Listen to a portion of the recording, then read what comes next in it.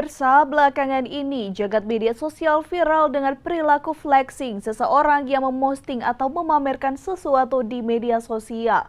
Nah, seperti apa flexing itu sendiri? Dan berikut tanggapan seorang psikolog tentang flexing yang bisa dikatakan dalam tanda kutip adalah penyakit.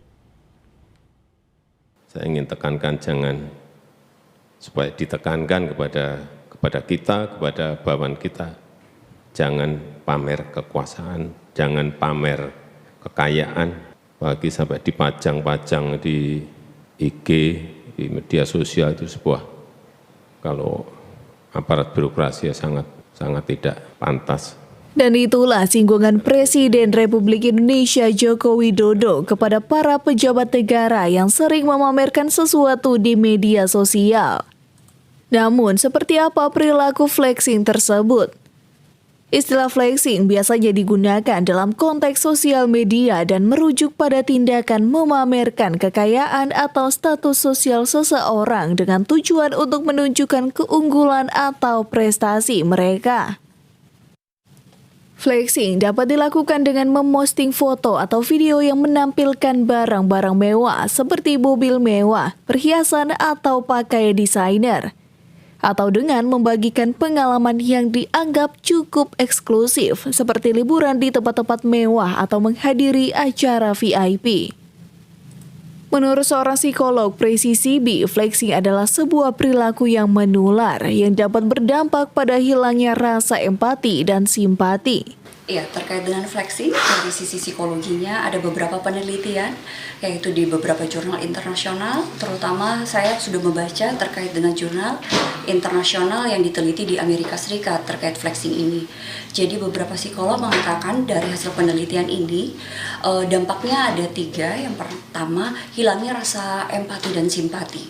Ya, jadi ini sebenarnya sangat miris gitu kalau di dunia psikologi, karena hilangnya rasa yang sebenarnya harus ada itu tidak ada dalam tubuh manusia ini. Jadi memang ini harus menjadi tingkat awareness kita bersama ya, menjadi catatan kita bersama. Kemudian yang kedua adalah pengennya si person ini yang memflexing ini pengen untuk tampil gitu, jadi dia pengen untuk ada dan diperhatikan.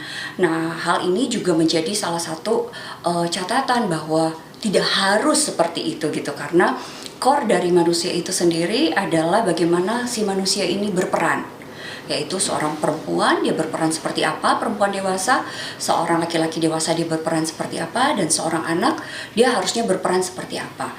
Nah, biasanya dalam konteks anak itu dia berperan adalah sesuai dengan nasihat atau budaya yang ada di dalam rumah.